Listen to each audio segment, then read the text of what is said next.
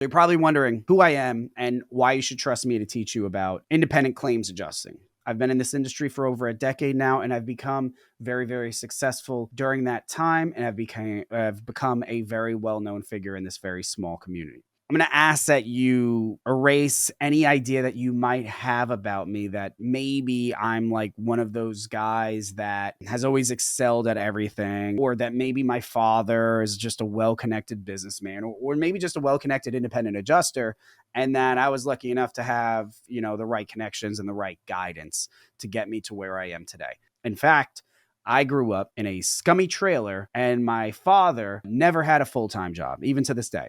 In August of 2011, I was bartending at a hotel. It was easily one of the snazziest bartending jobs I had ever had at that point. So for the first time in my life, I was actually interacting with people who had shit going for themselves, who were going places, who were doing well, who had professional jobs, who were making a lot of money. And here I was just trying to make ends meet in this job that was sucking the life out of me. And I wanted more. I wanted what these people had. I'm sure everybody here has gone through a similar situation at least a dozen times in their life. Well, one night, a bunch of these guys started coming to the bar. They're staying at the hotel, so they're coming into the bar at night. They're drinking heavily, they're throwing down, they're getting smashed. And so I made friends with one of the guys. This guy's name was Ron. Ron was from Atlanta. He was a good old boy. Long story short, Ron tells me about how he makes a couple $100,000 in a couple months traveling around the country as an insurance adjuster. So I didn't even really understand what an insurance adjuster was at that point. Right away, I thought he was full of shit. But then a few days later, I met another guy.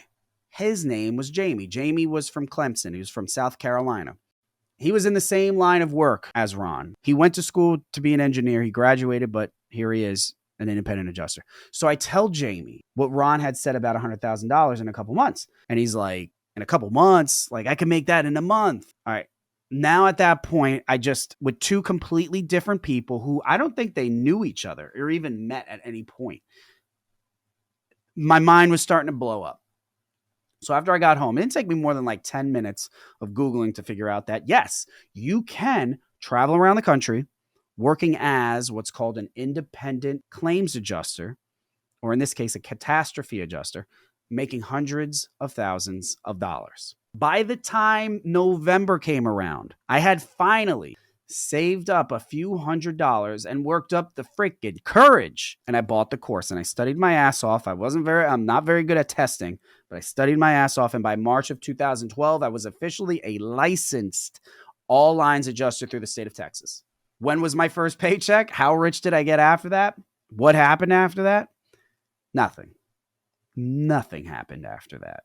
I was still just as broke as I ever was. The only thing different at that point was the PDF printout on my kitchen table that I didn't know what to do with. So then I go back to Google.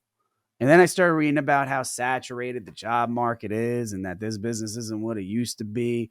The pay is worse than ever. And, how this entire industry, this entire independent adjusting career path is dead. My mind was blown. At that time, my mind was blown. I felt like I got fooled again. I had no other options. I felt cornered. I felt trapped. I had to do it. Back against the wall, I had to do it. Anyway, instead, I'll make a long story short here and say that I got to where I needed to be by relentlessly working on my resume, by finding every single class that had any sort of relevance about what I was doing and then taking that class. Doesn't matter where it was at. I applied to adjusting companies at a feverish pace.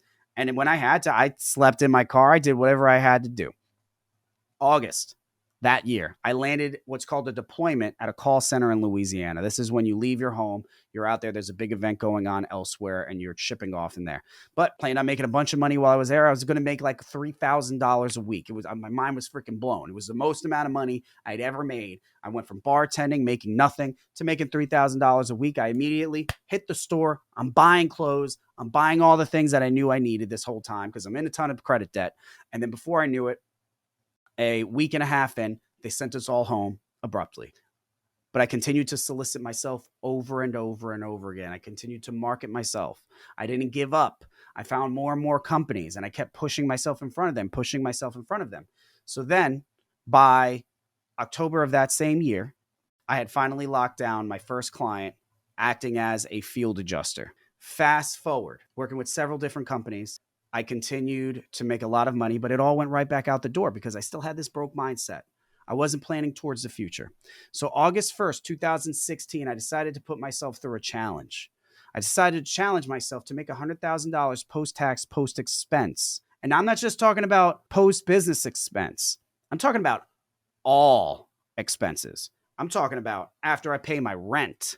I'm talking about after the car notes are paid for. I'm talking about vacations paid for. I wanted to make sure that I had $100,000 that didn't have to go to Uncle Sam or to anybody. $100,000 sitting in my Wells Fargo account. And I didn't think I was going to get it. But I thought, hey, if I can end the year with 75, hey, reach for the sky and, worst that could happen is you fall amongst the stars, right?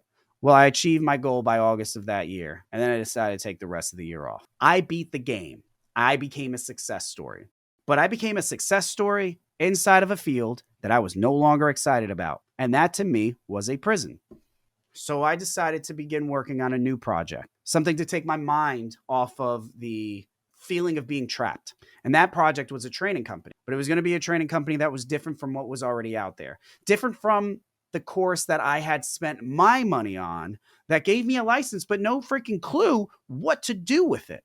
I wanted to create a place where people who are hustlers like me, people without many options, people without a college education, people without a high school diploma could get a quality education, great advice, be taught how to effectively and efficiently find work, avoid making all of the mistakes that I made, and ultimately be where I am now financially and professionally in far less time. And that's when, over a short amount of time, solely put together Adjuster University, an online school that offers comprehensive training that will take you from even being someone who doesn't know anything about drywall, how to hang it, doesn't even know what an insurance claim is, to an expert field adjuster in 90 days. What I really want everyone here to take away from hearing my story is this. I am an average dude. I am just an average guy of average intelligence at best. Most of you in here right now, probably way smarter than I am. I didn't get to where I am because of some special skill that I got that you don't. You can achieve the success I've achieved, and thanks to what I've learned over the past 10 years, you can do it a lot more quickly and easily than I did. That's the point, really.